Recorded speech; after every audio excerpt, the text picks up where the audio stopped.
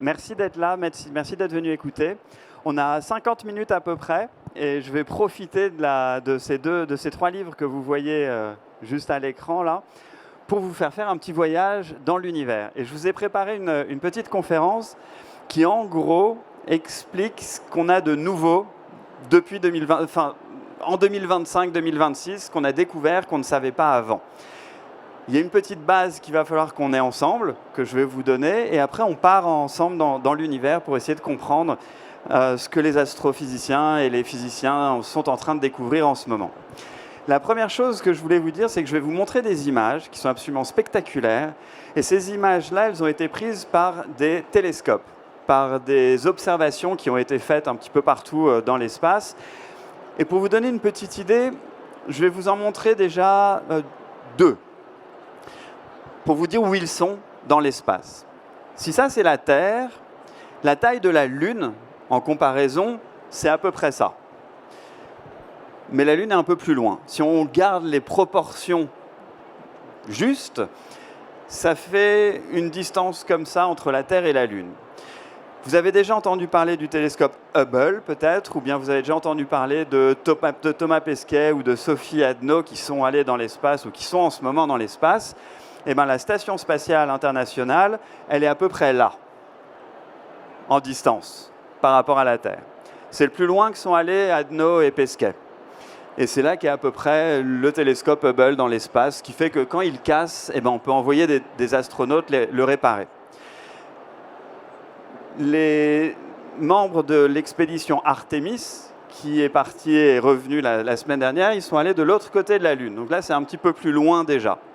Mais les télescopes dont je vais vous parler, qui s'appellent James Webb et Gaia notamment, ils sont beaucoup plus loin. Ah oui, mais je vous ai quand même mis une petite image. Quand ils étaient de l'autre côté de la Lune, les astronautes d'Artemis, ils ont pris une petite photo, je ne sais pas si vous l'avez vu, d'un coucher de soleil vu depuis l'autre côté de la Lune et ça a donné ça.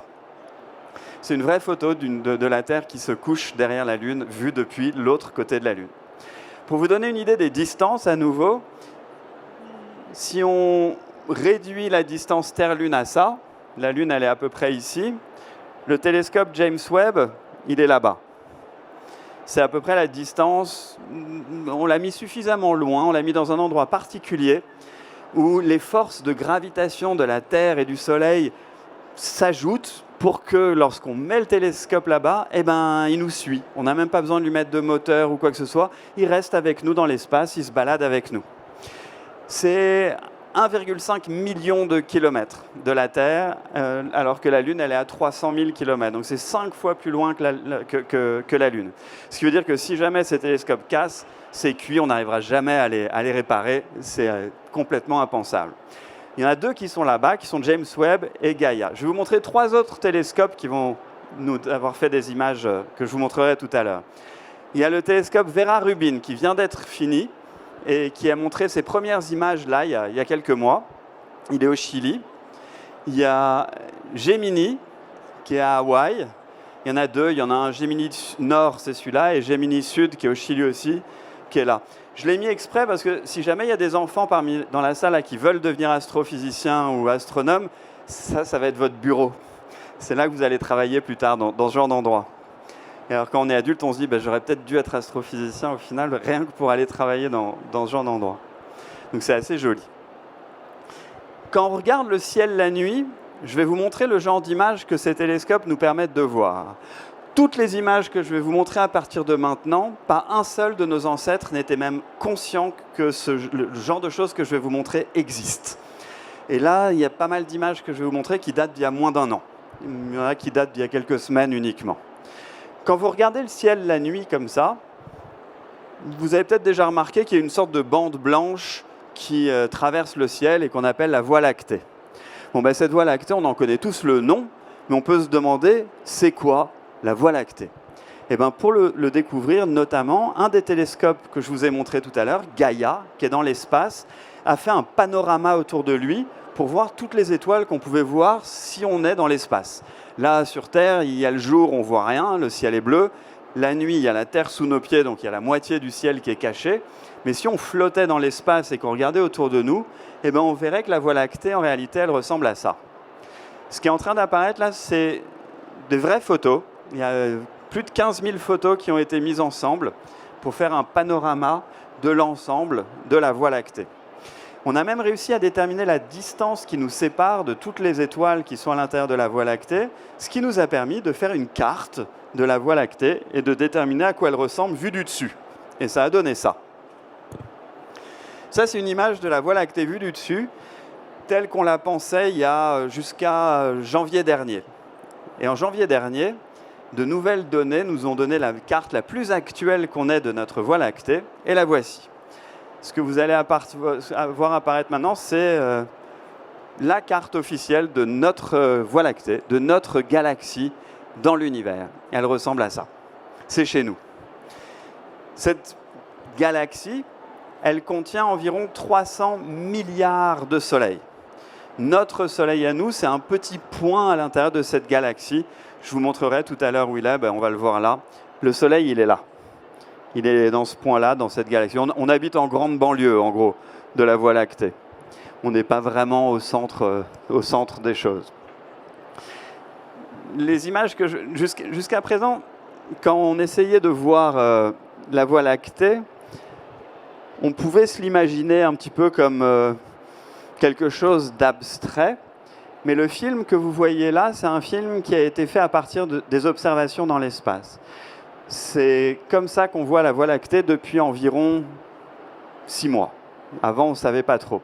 Et on sait qu'elle est courbée comme une vague, qu'elle n'est pas toute plate. On voit ce genre de courbe dans l'espace parce que quand on regarde et qu'on voit à quelle vitesse les étoiles bougent, on réalise qu'il y en a certaines qui vont vers le haut et d'autres qui vont vers le bas. Là, vous avez les vitesses des étoiles. Il y en a qui montent, il y en a qui descendent. Ça veut dire qu'il y a une vague qui est en train de traverser la Voie lactée. Et on est quasi sûr que cette vague, elle est due à d'autres galaxies qui sont à côté de la nôtre ou qui sont passées à côté de la nôtre et qui ont créé des vagues de gravitation à l'intérieur de notre galaxie à nous, de la Voie lactée. Ça, c'est une petite carte de ce qu'il y a au-delà de la Voie lactée. On va commencer par aller assez loin. Pour vous raconter le voyage qu'on va faire, on va commencer par regarder la Voie lactée, c'est un peu fait. Je vais vous montrer que des galaxies, il y en a d'autres dans l'univers, qu'il y en a plein. Je vais vous montrer des petites choses qu'on a apprises sur cette galaxie. Et ensuite, on reviendra à l'intérieur de notre galaxie pour voir ce qu'on y trouve. Cette carte-là, elle donne notre voisinage cosmique. La Voie lactée, c'est elle. Et tous les petits points que vous voyez apparaître un petit peu partout, vous savez, de la même manière que la Terre a une lune qui lui tourne autour, notre galaxie elle-même a des lunes de galaxies qui lui tournent autour. Donc, ce sont des galaxies satellites qui tournent autour de la Voie lactée. Il y en a plein. Il y en a qui sont un peu plus grandes que d'autres. Il y en a 2 dont vous avez peut-être déjà entendu le nom, qui sont le petit et le grand nuage de Magellan, qui sont là et là. Pour vous faire une idée des distances dans l'espace, un moyen que j'ai trouvé pour le comprendre, c'est si vous téléphonez à quelqu'un. Quand vous avez un téléphone portable et que vous parlez à l'intérieur, votre voix, elle est transformée en une onde électromagnétique, c'est-à-dire en lumière.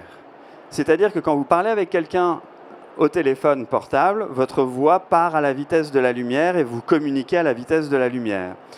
Ce qui fait que si vous êtes sur la Lune, par exemple, il faut attendre que la lumière aille jusqu'à la Lune et revienne pour avoir une conversation. Donc, votre halo qui part de Terre, pour aller sur la Lune, il met 1 seconde. Donc ça arrive sur la Lune 1 seconde plus tard et ça revient 1 seconde après. Pour les plus anciens parmi nous, c'est comme les communications longue distance. Il y a longtemps, il y avait un délai. Il n'était pas vraiment physique, mais là, c'est un vrai délai incompressible. C'est le temps que la lumière met pour aller d'un endroit à un autre. Pour aller de la Terre à la Lune, je vous dis, ça met 1 seconde. Votre halo, il part, ça met 1 seconde. Pour aller de la Terre qui est par là au grand nuage de Magellan, ça met à peu près 240 000 ans. C'est pour ça qu'il n'y a pas d'application de rencontre entre les galaxies. C'est pas possible. Pour aller jusqu'à la galaxie la plus grande autour de nous, qui est celle-ci, qui est le Andromède, la lumière met à peu près 2,4 millions d'années. Là, c'est un peu plus loin. Mais tout ce que vous voyez là, c'est ce qu'on appelle le groupe local. C'est notre famille à nous. Toutes ces petites galaxies et grosses galaxies qui sont là se tiennent les unes les autres par gravitation. C'est comme si elles se tenaient par la main et elles dansaient ensemble dans l'espace. Si elles étaient plus loin, la gravitation ne serait pas assez grande, elle n'arriverait pas à se tenir la main et elle partirait au loin. Mais là, ce groupe-là, c'est notre groupe à nous, c'est notre petite famille de galaxies dans l'espace, on l'appelle le groupe local. Pour vous donner une idée de la taille des choses, si je dézoome un petit peu, eh ben, toutes les galaxies qui sont là, ça devient le petit point qui est ici, au-dessus de groupe local. Tout le reste, ce sont d'autres groupes de petites galaxies qui existent dans l'espace. Et si vous prenez tout ça et que vous dézoomez encore, ça vous donne ça. Dans chacun des points que vous avez là, il y a plusieurs centaines de milliers de galaxies. Dans chacune de ces galaxies, il y a plusieurs centaines de milliards d'étoiles qui ont toutes probablement une ou deux planètes autour d'elles. Ce qui fait que je vais vous poser la question, qui parmi vous pense qu'on est seul dans l'univers? Qui pense qu'il existe de la vie ailleurs? Ouais. Qui pense que les extraterrestres existent et qu'il y en a dans la salle?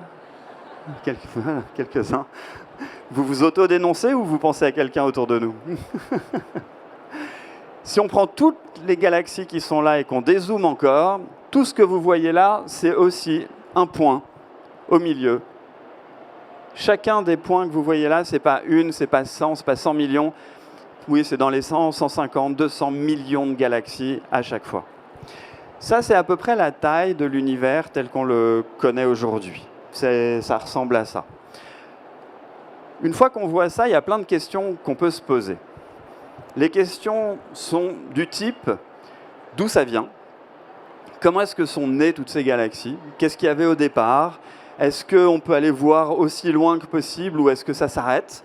Est-ce que notre univers est fini ? Toutes ces questions, est-ce qu'il y a d'autres formes de vie ailleurs ? Toutes ces questions-là se posent à l'intérieur de ce grand terrain de jeu qu'on peut apercevoir grâce à nos télescopes dans l'espace. Alors, je vous donne quelques petites réponses rapides. On arrive à voir la limite de notre univers observable. Ça, c'est quelque chose qui existe, qu'on voit avec nos télescopes. On voit un endroit au loin où on ne peut pas voir plus loin. C'est pas comme si on ne savait pas ce qu'il y avait au-delà. On voit un mur, on voit une limite à notre connaissance de l'univers. C'est une limite qui est dans le passé et dans notre présent. Je vous explique ça en 2 secondes. Je vous ai dit tout à l'heure que quand vous communiquez, ça met un certain temps au téléphone. Maintenant, imaginez que vous preniez, ça c'est une image que j'avais mise dans un livre qui s'appelle « L'univers à portée de main ». Imaginez que vous avez une grande tante en Australie qui prend un selfie, qui l'imprime et qui vous l'envoie par la poste. Bon, ben, le selfie va voyager par la poste et va vous arriver 3 semaines plus tard, disons. Quand vous le recevez, le selfie, jamais vous allez vous dire que votre grande-tante ressemble à ça maintenant. Son image a voyagé, et au moment où elle vous arrive, vous avez une image de 3 semaines dans son passé. Vous avez une image de son passé. Elle a continué sa vie, mais l'image a mis 3 semaines à arriver, donc vous voyez son passé. Dans l'espace, c'est pareil. Les étoiles et les galaxies nous envoient des images d'elles-mêmes qui voyagent dans l'espace et qui ne vieillissent pas, et qui mettent un certain temps et qui nous arrivent. Par exemple, le Soleil, celui qui vient de disparaître, son image met 8 minutes 30 pour arriver. Donc quand on le regarde, il ne faut pas le regarder, mais quand on le regarde dans le ciel, c'est le Soleil d'il y a 8 minutes 30. Peut-être qu'il a disparu depuis, on le saura dans 8 minutes 30. On ne peut pas le savoir encore. Pareil pour les autres galaxies, si on regarde de plus en plus loin, là on va voir une galaxie telle qu'elle était, le temps que sa lumière arrive, donc il y a peut-être 5 milliards d'années, 10 milliards d'années. Et au bout d'un moment, on ne voit plus rien dans l'espace jusqu'à ce qu'on tombe sur un mur. En fait, le métier d'astrophysicien ou d'astronome, plutôt, quand ils sont dans les jolis observatoires que je vous ai montrés tout à l'heure, c'est de récupérer des cartes postales qui viennent de l'univers un petit peu partout et de les mettre dans le bon ordre chronologique pour retracer l'histoire de notre univers. Ça sert notamment à ça, de regarder là-haut, et aussi à essayer de comprendre comment notre galaxie est née, comment la Terre est née, comment le Soleil sont nés, toutes ces choses-là. Et ça, on arrive à les voir dans l'espace. Je vais vous montrer un petit film qui vient d'être fait par le télescope Gaia de cette partie-là, dans notre galaxie à nous. Vous voyez tout ce qui est rouge là, et tout ce qui est rouge-rose un petit peu partout, ce sont des endroits à l'intérieur de notre galaxie où des étoiles sont en train de naître là, maintenant. Et le petit film qui va démarrer va zoomer sur cette partie-là, et c'est la première fois qu'on a une sorte de film comme ça, qui est une fois de plus une animation, mais basée sur les vraies données, et qui nous donne ce qui se passe autour de nous dans l'espace. Ça ressemble à ça. À l'intérieur de tous ces nuages que vous voyez là, soit des étoiles sont en train de mourir, soit des étoiles sont en train de naître. Tous ces gros nuages, en gros, ce sont des pouponnières à étoiles dans l'espace. Et la Gum Nebula que vous voyez là, elle ressemble à ça lorsqu'on la prend en photo. Et entre elle et nous, par là, il y a une étoile qui a explosé, et ça ressemble à ça. Donc je vous laisse vous familiariser avec notre voisinage cosmique, au cas où vous voudriez partir un moment dans l'espace, voir à quoi ça ressemble.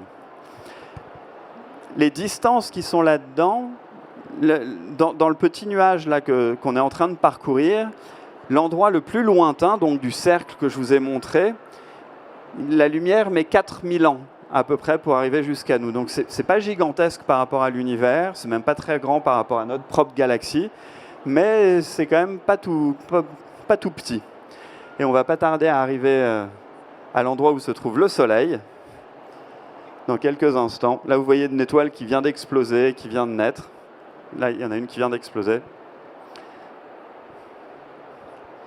Moi, je trouve ça sympa de enfin savoir où on habite dans la Voie lactée. On était un peu dans le flou, maintenant on sait. Et puis ça permet aussi de moins se perdre quand on part dans l'espace. Mais vous avez vu, tout à l'heure, je vous ai montré tout à l'heure le chemin a repris. Bon, c'est pas grave. Je ne vous le remets pas en entier. Je vous fais apparaître le Soleil, juste, qui était à un endroit là-dedans. Je vous montre ça parce que l'année dernière, il s'est passé quelque chose d'assez amusant. Pour la 3e fois dans l'histoire des observations de l'espace, on a vu un objet traverser le système solaire, un objet qui ne vient pas du système solaire, un objet qu'on appelle interstellaire, un objet qui vient d'une autre étoile que le Soleil, qui est parti d'extrêmement loin et qui est arrivé jusqu'à nous. Et là, vous allez avoir sa trajectoire. Il s'appelle 3I Atlas, il est là, et là, il y a la Terre qui est ici. Alors, c'est marrant parce que je vais vous remontrer juste après, mais c'est pas facile à voir ce genre d'objet. C'est un caillou qui fait quelques centaines de mètres de long, peut-être 1 kilomètre et quelques de long, et qui est un peu oblong, et qui a traversé le système solaire. Au début, on a pu le voir, parce que la Terre est là, donc on pouvait voir Atlas, mais là, il y a le Soleil au milieu, on n'a plus rien vu, et on l'a vu réapparaître derrière pour partir au loin dans le cosmos. Une sorte de visiteur cosmique qui est venu nous voir. Et il y a un astrophysicien américain qui avait eu pas mal de médias qui lui ont parlé parce que forcément, il disait un truc qui était un peu impressionnant. Il disait, en réalité, cet objet n'est pas de la roche, c'est un vaisseau extraterrestre qui est venu nous rendre visite. Alors, pourquoi pas? On a le droit d'avoir ce genre de théorie, ou pas forcément de théorie, mais d'hypothèse, mais le but après, c'est de le vérifier. Et une des raisons pour laquelle il disait ça, c'est que dans sa trajectoire, cet objet, on ne le voit pas trop là, mais c'était le cas, dans sa trajectoire, cet objet a changé de direction, plusieurs fois. Et ça, c'est impossible que les choses changent de direction s'il n'y a pas une force qui les pousse, ou un moteur, et c'était cette idée-là qui lui avait fait dire qu'il y avait des extraterrestres à l'intérieur qui étaient venus te voir toi. Oui, toi. Ils voulaient venir des extraterrestres venus de l'autre bout de l'univers pour toi. Ça pouvait être une comète, mais on ne voyait pas vraiment de queue derrière la comète, de coma derrière la comète. Donc cette idée, elle était bizarre, que l'objet tourne. Les comètes, elles tournent aussi parce que lorsque le Soleil vient les éclairer et les réchauffer, les gaz qui sont à l'intérieur partent un petit peu. Vous savez, comme dans les films, quand ils sont dans des chaises dans l'espace et qu'ils appuient sur un petit bouton et ça fait un petit pch, pch, pch sur les côtés, ça leur permet de tourner et de se... Voilà, le Soleil, par exemple, a ce genre d'effet sur les comètes. Mais là, on ne le voyait pas. Cela dit, Loeb, il a parlé un peu vite parce qu'il suffisait d'attendre et de faire les observations et on a fini par voir ce genre de choses et donc d'éliminer l'idée que les extraits, à moins qu'ils soient vraiment venus te voir et que tu ne veuilles pas nous le dire, ça c'est possible aussi. Je vous montre des images de comment on a découvert cet objet interstellaire. Il y a tout un réseau de télescopes sur Terre qui s'appelle Atlas, dont je vous reparlerai dans un instant. Ces deux-là n'étaient pas encore ouverts à l'époque, mais ça, c'est le LSST, c'est le Vera Rubin que je vous ai montré tout à l'heure et d'où je vous reparlerai. Et cet ensemble de télescopes regarde en permanence le ciel. Voilà où a été trouvé 3I Atlas. Donc, ce n'est pas très gros. Et c'est ce genre d'image qui vous montre que, certes, les astronomes travaillent dans des endroits qui sont très jolis, mais on comprend mieux pourquoi ils n'ont pas de vie. Parce qu'il faut trouver ces petits points la nuit à chaque fois. Cela dit, si vous regardez en bas, le petit point, il bouge. Là. C'est comme ça qu'on les détecte. Cela dit, l'intelligence artificielle va nous permettre de détecter ce genre de trucs beaucoup plus rapidement qu'avant. Je vous montre la série de photos qui nous ont permis de découvrir cet endroit. Le 2 juillet dernier, il y a eu cette image-là, au Chili, par le télescope Gemini. Il y avait ce petit truc qui était là. Ce n'était pas grand-chose, mais immédiatement, vu qu'il y a eu une détection, tous les autres télescopes se sont mis à regarder au même endroit.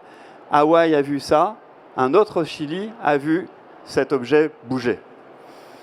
Ensuite, le 3 juillet, donc le lendemain, on a vu déjà qu'il y avait une coma autour, que le truc commençait à bouger un peu.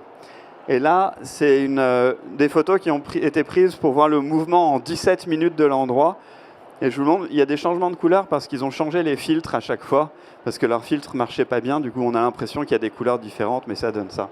Je vous en montre 2-3 autres des images parce qu'elles sont quand même assez marrantes, je trouve. Et c'est la première fois qu'on observait aussi bien un voyageur extraterrestre. Tous les télescopes se sont mis à regarder vers le ciel pour voir si on arrivait à déterminer de quoi il était fait. Et au final, avec James Webb, on a eu ces images-là. James Webb, il a cette puissance, ce télescope, d'arriver à déterminer de quoi est faite la poussière lointaine. Là, tout ce qui est bleu, c'est du dioxyde de carbone. Là, tout ce qui est bleu, c'est de l'eau. Ce qui veut dire que cet objet qui nous vient d'une autre étoile, il est fait des mêmes éléments que tous les objets qu'on trouve dans le système solaire. C'est un visiteur qui vient d'ailleurs, mais qui nous est familier. Et on se dit que, vu la trajectoire qu'il a, vu la composition qu'il a, il est parti de son étoile avant que le Soleil ne naisse. Donc il a voyagé dans l'étoile pendant environ 7 milliards d'années avant d'arriver jusqu'à nous. On n'a pas eu le temps d'en choper un bout. Il est passé et il est déjà parti au loin. Ça, c'est le Gemini au Chili qui a fini par prendre cette image de cet endroit. On ne le reverra jamais. Hein. Il est parti vraiment pour ne jamais revenir dans l'espace. Petit point sur la défense planétaire. Il y en a parmi vous qui se souviennent peut-être que les dinosaures sont morts parce que s'est écrasé sur Terre une météorite géante il y a 66 millions d'années dans le golfe du Mexique. On sait ça environ depuis les années 1980. Si ça vous amuse, je raconte l'histoire dans un livre qui s'appelle « La vie à portée de main ». Mais bref, c'est pas grave. Ce qu'on aimerait, c'est ne pas subir le même sort que les dinosaures. Eux, ils n'avaient pas d'université, rien, ils étaient débiles. Nous, on a créé des universités, donc on est peut-être capable de... T'es pas d'accord que les dinosaures étaient débiles? Un peu. Nous, on a créé des universités et on a créé Atlas. Il y a un dinosaure qui est là?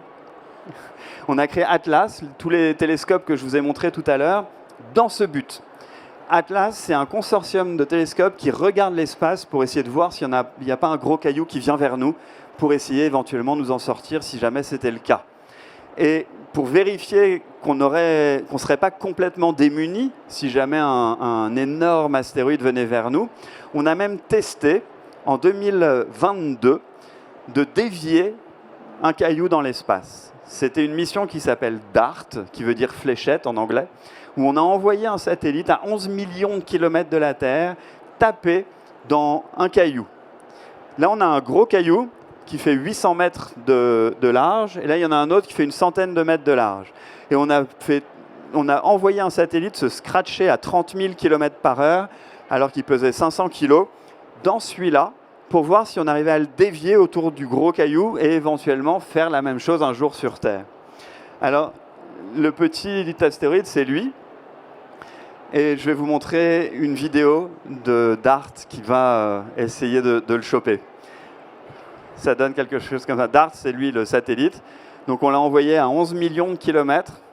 Et ça a donné, le 26 septembre 2022, depuis Gemini au Chili, on a eu cette image-là. Alors que le petit film là, c'est un film qui a été pris par le satellite lui-même, qui est en train d'aller se scratcher sur le caillou. C'est extrêmement violent, je vous préviens. Si vous voulez cacher les yeux de vos enfants. Là, le satellite arrive à 30 000 km/h pour se scratcher sur le caillou.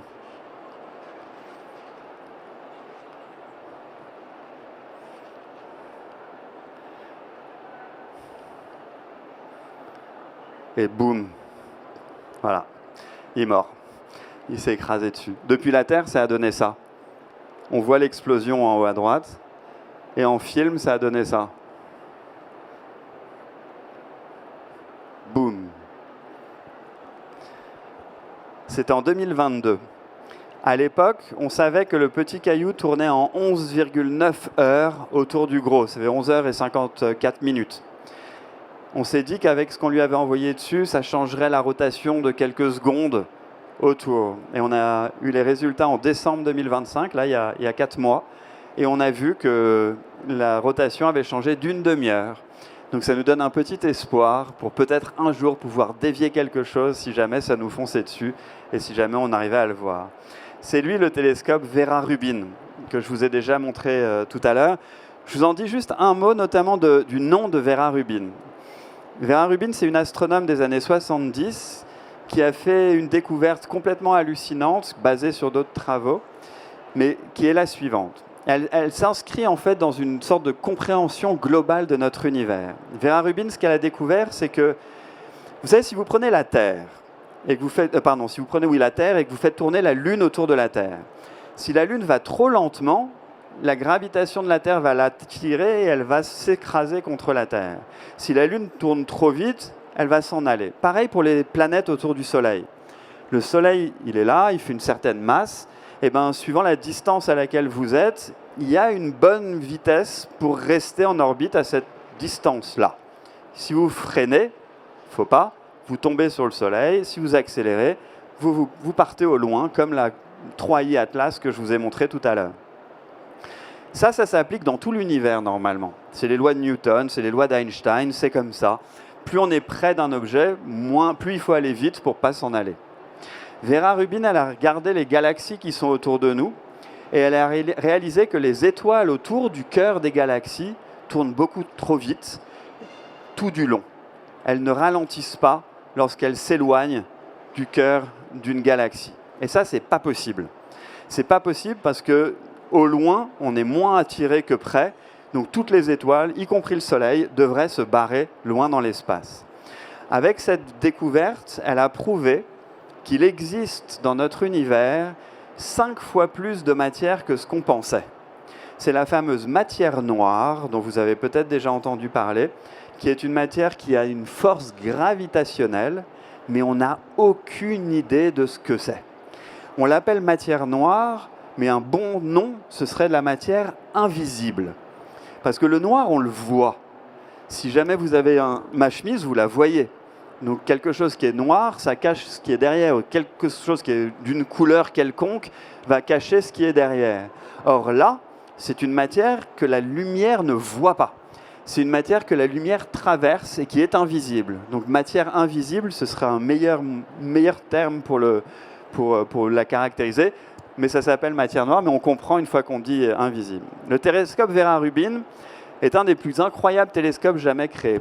Il regarde tous les soirs, avec des caméras qu'on a, les meilleures caméras au monde, la totalité du ciel. Et il va faire ça pendant 10 ans. Pendant 10 ans, il va regarder le ciel et il va regarder des dizaines et des dizaines de millions de galaxies tout autour de nous. Ça, c'est le Vera Rubin la nuit. Et je vais vous montrer une image qu'elle a prise, qui est la première image qui a été publiée du télescope Vera Rubin en janvier dernier. Là.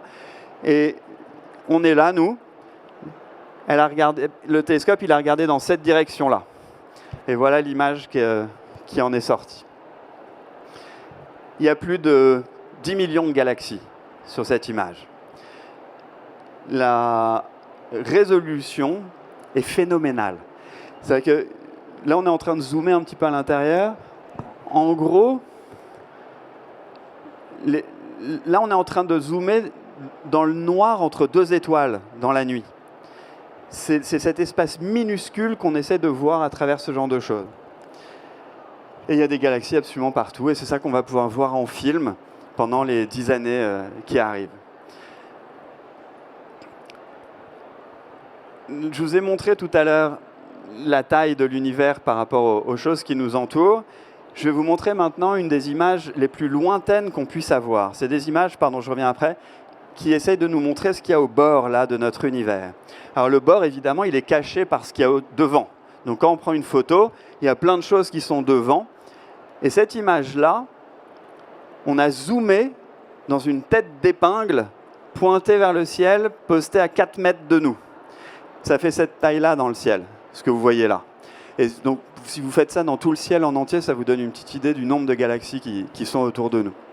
Ce qui est amusant dans ces images-là, c'est qu'on peut essayer d'aller voir au-delà de tout. Et ce qu'on a réalisé, c'est qu'il y a des petits points rouges un petit peu partout dans l'univers. Des petits points rouges qu'on a découverts il y a un an et demi, et personne ne savait ce que c'était.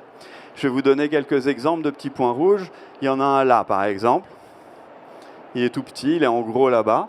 Et il y en a un ici aussi, vous le voyez à droite.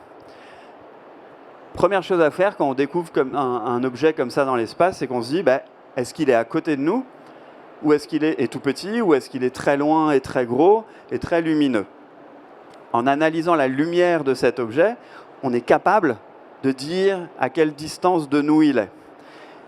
On a réalisé petit à petit que tous les petits points rouges qu'on voyait étaient à plus de 13,456 milliards d'années-lumière de nous. C'est-à-dire que c'est des objets qui existaient potentiellement avant que les premières galaxies n'existent. Le terme technique qu'on a donné à ces petits points rouges, il y a eu des publications là-dessus, on les a appelés les petits points rouges. C'est le terme technique pour les expliquer. On en voit absolument partout. Ça, c'est une photo qui date de James Webb du tout début. Donc elle date d'il y a un peu plus de 2 ans. Mais ça fait 2 ans qu'on l'observe et qu'on essaie de comprendre ce qu'il y a dessus. Et en décembre et janvier dernier, on a vu que là aussi, il y avait des petits points rouges absolument partout. Si vous les regardez, il y en a partout. Et ils apparaissent rouges comme ça sur les images. En décembre et janvier dernier, on a compris ce que c'était.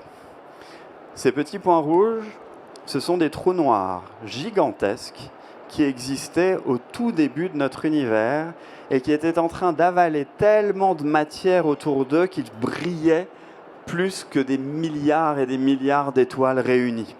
C'est des lumières qui nous parviennent après avoir voyagé dans l'espace pendant 13,5 milliards d'années. Pour vous rendre compte de la puissance du truc, quand on envoie une lumière dans l'espace, une étoile, elle émet sa lumière dans toutes les directions. Donc plus vous allez loin, moins c'est brillant, parce que la lumière, elle part dans toutes les directions. Là, dans notre direction à nous, on arrive à les voir et elles brillent comme des milliards et des milliards d'étoiles. Ce sont des trous noirs qui vivaient au tout début de notre univers et qui potentiellement étaient les graines autour desquelles se sont formées des galaxies comme la nôtre, comme la Voie lactée. Donc on est en train de découvrir que si ça se trouve, les trous noirs sont apparus avant les galaxies et que les galaxies se sont formées autour des trous noirs géants qui existaient peut-être au tout début de notre univers. Là, c'est un petit groupe de petits points rouges. Je me suis dit que c'était sympa d'avoir une petite collection de petits points rouges à l'écran. Dans cet univers gigantesque qu'on habite, on va faire le chemin à l'envers, il ne faut pas oublier que tout ce que je viens de vous montrer là, on ne l'a pas découvert en y étant allé, on l'a découvert parce qu'on récolte de la lumière de notre univers qu'on essaie de comprendre. Et tout ce qu'on essaie de récolter, on le fait depuis notre galaxie. Cela dit, on ne peut pas regarder partout. Là, je vous ai tourné un petit peu la galaxie, pardon, ça a disparu. Ah. Il y a notre galaxie qui est là. Et je voulais tourner un petit... Oui, parce que nous, disons qu'on est quelque part par ici, à l'intérieur de la galaxie. Si avec nos télescopes, on regarde par là ou par là, il y a toutes les étoiles, toute la poussière, tous les trucs de notre galaxie à nous qui nous empêchent de voir ce qu'il y a plus loin. Donc quand on regarde loin dans l'espace, on regarde vers le haut et vers le bas. Et c'est ce qui nous permet d'avoir toutes les cartes qu'on a de l'univers lointain. C'est des cartes qui nous sont données en regardant vers le haut et vers le bas. Là, j'ai tourné la Voie lactée pour qu'on puisse voir le genre de film, le genre d'image qu'on arrive à avoir. Voilà. Tous les points qui sont sur cette image sont des galaxies qu'on a vues. Notre galaxie, du coup, là, c'est un point, hein, elle est beaucoup plus petite, et elle est dans cet ordre-là. Et on peut regarder vers le haut et vers le bas, mais on n'arrive pas à voir ce qui se passe dans ces deux angles-là, parce que c'est caché par la Voie lactée. Je voulais vous le montrer parce que ça, c'est une sorte de petite carte qui a été publiée il y a 1 an et demi par un télescope qui s'appelle DAISY. Et une des raisons pour laquelle je voulais vous la montrer, c'est que la semaine dernière, DAISY a fini son observation qui a duré 5 ans de toutes les galaxies qui nous entourent, enfin, pas toutes, mais de 47 millions de galaxies qui nous entourent. Et c'est lui, DAISY, c'est encore un télescope qui est très jeune, il est en Arizona aux États-Unis. Et les 47 millions de galaxies, les voilà. Et on va faire un petit voyage dedans. Ça, c'est une vraie carte des 47 millions de galaxies qui sont autour de nous dans l'univers. Donc chaque point contient 300, 400 milliards de soleils. Et cette carte date de la semaine dernière. Ça veut aussi, on voit qu'il y a des petites structures qui se forment un petit peu partout dans notre univers, des filaments gigantesques de galaxies, et qu'il y a des vides énormes où il n'y a rien, où il n'y a pas de galaxies entre ces filaments-là. Vous êtes probablement parmi les 10 premiers millions d'humains à voir ça. Peut-être même moins. Hein. Au max 10 millions, depuis que l'humanité existe. C'est les 47 millions de galaxies qui sont autour de nous dans l'espace, qu'on a observées depuis notre galaxie, qui est quand même très jolie. Sur cette image-là, je vais vous faire un dernier petit voyage à l'intérieur de notre galaxie. Après, je vais essayer de garder quelques minutes si vous avez des questions à poser. Ça, c'est une vraie photo de l'intérieur de notre... On a vu un peu l'extérieur, là. Maintenant, je vais vous emmener au moins dans un voyage à l'intérieur de notre galaxie à nous. Et je vous propose de filer en zoom vers l'intérieur de la Voie lactée. Ce que vous voyez là, ce sont de vraies images en vraies couleurs. C'est-à-dire que ça correspond à ce que vos yeux verraient. Tous les endroits qui sont un peu rouge-rose, ce sont des endroits où des étoiles sont en train de naître. Ça, ce sont des images du télescope Hubble, mais à la toute fin du petit voyage, lorsque le noir du fond va devenir bleu, ce sera une image du télescope James Webb qui va s'arrêter sur un endroit où des étoiles sont en train de naître en ce moment, pendant que je vous parle.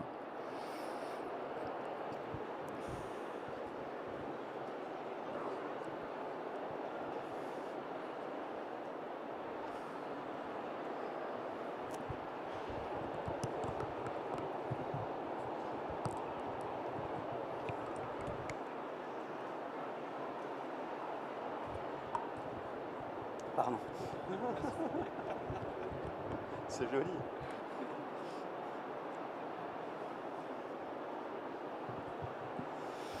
Et c'est maintenant, vous voyez qu'on est arrivé dans un énorme nuage, et c'est là que l'image du télescope James Webb va apparaître maintenant.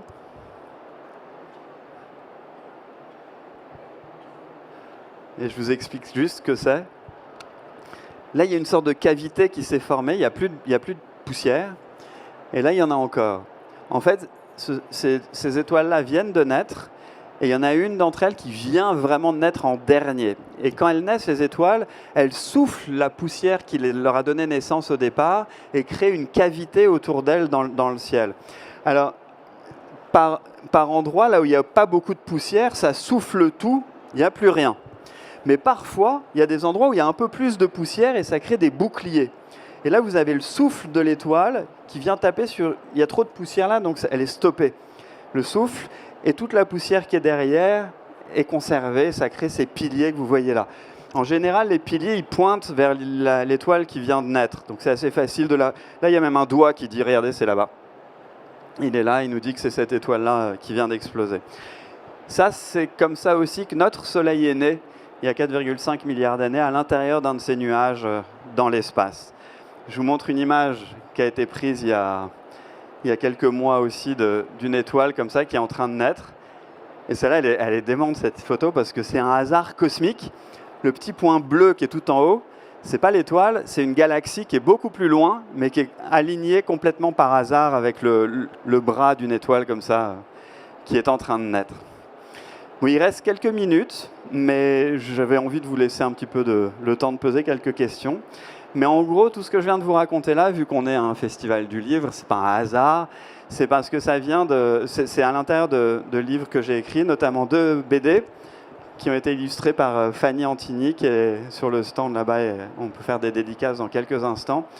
Ces 2 BD sont des aventures d'un petit extraterrestre qui rencontre deux humains et qui lui, vient d'une planète ultra avancée, l'extraterrestre, où ils savent tout, mais lui, il est complètement nul à l'école, il comprend absolument rien, il est tombé sur Terre, il ne sait même pas où il habite. Du coup, il va essayer de retrouver l'espace et de comprendre d'où il vient, en partant dans des aventures avec les 2 humains qui va lui permettre de comprendre un peu toutes les images que je vous ai montrées depuis tout à l'heure, de comprendre la naissance des étoiles, la naissance des planètes, de notre univers. Ils vont évidemment tomber dans un trou noir parce que c'est ma spécialité à la base. Donc j'aime bien... Ah oui, j'ai oublié de le dire, au début je suis scientifique au départ. Mon domaine de spécialisation, c'est les trous noirs et l'origine de notre univers. Et s'il y en a si vous connaissez un monsieur qui s'appelle Stephen Hawking, un scientifique, c'était mon directeur de thèse à Cambridge. Je travaille avec lui. Et c'est un peu ce genre de choses qu'on raconte là-dedans. Et il y a un livre un beau livre qui est absolument magnifique, qui fait aussi faire ce voyage-là un peu plus pour les adultes, où on se balade dans l'univers tout entier pour aller découvrir vraiment les dernières images et les dernières découvertes théoriques qui existent. Voilà, ça ressemble à ça, les images qui sont à l'intérieur. Je vous remercie de m'avoir écouté. On peut peut-être prendre quelques questions si vous en avez.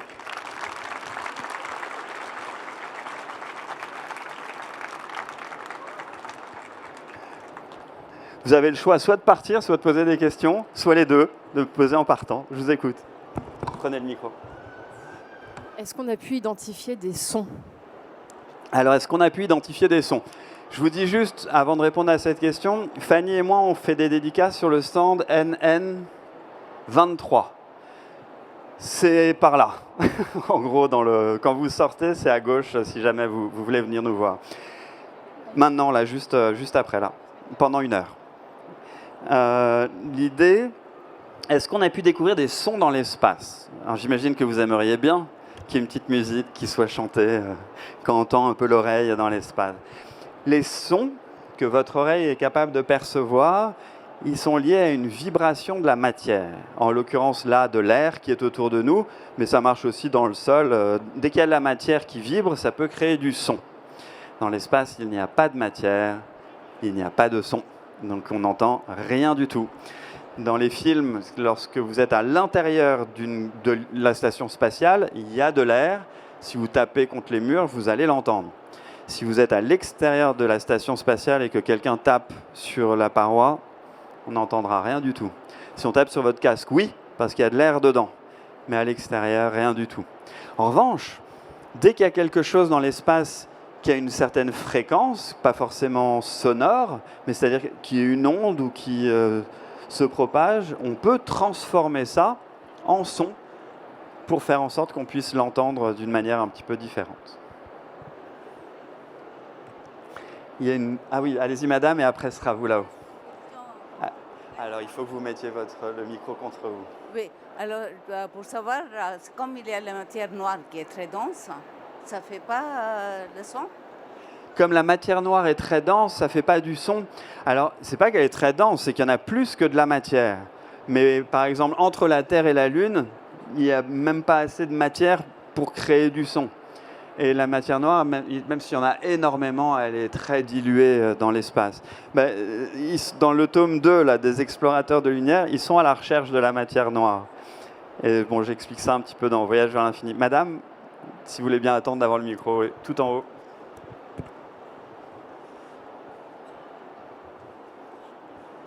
Ah, vous vous êtes fait squeezer.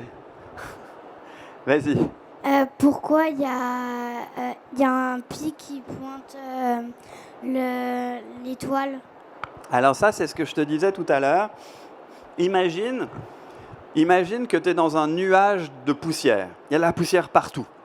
Et qu'au milieu, tu mets un petit pétard qui va faire... Et bien le pétard, il va souffler la poussière et ça va créer un trou dans lequel il n'y aura pas de poussière. Jusque-là, tu es d'accord ? C'est comme si tu soufflais autour comme ça, et ben ça l'écarte. Mais s'il y a des petits endroits où il y a beaucoup plus de poussière qu'ailleurs, il y en a tellement que ça devient quasi solide, et ben le pétard, le souffle, il passera pas. Il va s'arrêter, comme s'il y avait un mur. Et du coup, comme il y a un mur, et ben tout ce qui est derrière est protégé. Et forcément, si ça reste, et ben ça crée une sorte de direction qui te dit vers où est parti le pétard. C'est pareil pour les étoiles. Allez-y, madame. Oui, moi j'étais intéressée par connaître votre point de vue scientifique sur ce qu'on savait sur les avancées de vie extraterrestre. Parce que quand on voit ça, difficile d'imaginer qu'on est seul, mais quels sont les... Je vous laisse en discuter avec monsieur qui s'est autodénoncé comme venant d'ailleurs. Ah oui, je vous comprends. Alors c'est amusant, ça c'est un autre livre que j'ai écrit qui s'appelle La vie à portée de main, que j'ai sorti à la rentrée là. Qui est la recherche de vie extraterrestre. Ça explique d'où ça vient et ce qu'on en sait aujourd'hui. Ce qui est amusant, c'est qu'il y a plein d'étapes pour commencer à se poser cette question. Et ces étapes, on les a quasi toutes franchies. Dans le sens où, même si on ne comprend pas exactement très bien encore ce qu'est la vie sur Terre, on commence à savoir des choses. Notamment que tout le vivant qui existe sur Terre est fait de la même chose. Vous tous, humains, les animaux, les plantes, tous les microbes, tout ce qui est petit, tout le vivant sur Terre est fait de la même chose. 6 atomes. Le carbone, l'hydrogène, l'oxygène, l'azote, le phosphore et le soufre. Le phosphate et le soufre. Le phosphore et le soufre. 6. 6 atomes qui sont fabriqués dans les étoiles. 6 atomes qui sont éjectés dans l'univers lorsque les étoiles explosent. 6 atomes qu'on retrouve absolument partout dans notre univers et que des télescopes comme James Webb peuvent voir. Ils arrivent même à voir maintenant comment ces atomes peuvent se coller les uns aux autres. Tout ça pour dire que la matière dont nous sommes faits, être vivant, n'a rien d'exceptionnel. En revanche, ce qui est peut-être exceptionnel, c'est la façon dont ces atomes se sont mis ensemble. Ça, on pourrait se dire qu'il n'y a que sur Terre que c'est apparu, que ça s'est créé. Tant qu'on n'a pas de preuves, il faut partir de ce qu'on sait. Pour l'instant, il n'y a que sur Terre qu'on les a découverts, agencés de telle manière que du vivant est apparu. Mais on a commencé à pouvoir essayer d'en voir ailleurs il y a 10 ans, à peu près. C'est-à-dire hier, dans l'histoire des idées et l'histoire des technologies. On est au tout début de cette recherche. On ne sait même pas exactement quoi chercher encore, mais ce qu'on cherche, c'est quelque chose qui nous ressemble. Non pas parce qu'on se dit que ça nous ressemblera forcément, mais parce qu'on n'a aucune idée de si on saurait reconnaître quelque chose qui ne nous ressemble pas. C'est comme l'idée d'un... J'aime bien l'image de quelqu'un... Imaginez que vous êtes dans la nuit et que vous marchez dans un champ complètement noir et il y a un lampadaire au milieu. Et il y a quelqu'un sous ce lampadaire et vous l'approchez et vous demandez « mais qu'est-ce que vous faites ?» Et la personne est là comme ça et dit « je cherche mes clés ». Et vous lui dites « mais vous les avez perdues là ?» Et il dit « non, mais il n'y a que là que je vois quelque chose ». C'est un peu pareil pour nous dans l'espace. Pour l'instant, on essaye de voir quelque chose qu'on comprend. On est au tout début. Mais il y a des choses, il y a des petites étapes. Il est possible qu'on trouve de la vie sur Mars. Il est possible qu'on trouve de la vie sur les lunes de Saturne et Jupiter dans les années qui viennent. Là, c'est pas exclu. Il est possible, quand je dis vie sur Mars, ce n'est pas des extraterrestres verts qui jouent à la PlayStation. Hein, c'est quelque chose de peut-être différent, peut-être pas. Mais je vais finir là-dessus. L'an dernier, même pas, là, il y a quelques mois, Non, c'est ça. En décembre 2025, on a publié les résultats d'analyse d'un astéroïde qu'on a envoyé, sur lequel on a fait se poser un satellite, qui a creusé un petit bout, qui l'a ramené sur Terre et qui a été analysé. C'était il y a 3 ans. Il y a eu 2 ans d'analyse derrière, un peu plus, 2 ans et demi. Et les analyses sont tombées là en décembre. Et pour la première fois, alors qu'on avait trouvé les briques de base du vivant un peu partout, il en manquait. Et bien sur cet astéroïde, toutes les briques de base du vivant connues étaient dedans. Toutes. Pas l'ADN complet, mais les morceaux, l'ARN. Des morceaux d'ARN. Les 4 morceaux d'ARN étaient dedans. Il faudrait les assembler, etc. Il y a plein de choses. On a trouvé des sucres, on a trouvé des protéines, on a trouvé absolument tout ce qui est à la base du vivant là-haut.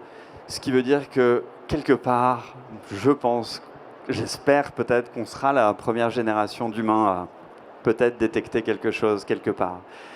On se retrouve au stand NN23 si ça vous amuse. Merci beaucoup de m'avoir écouté.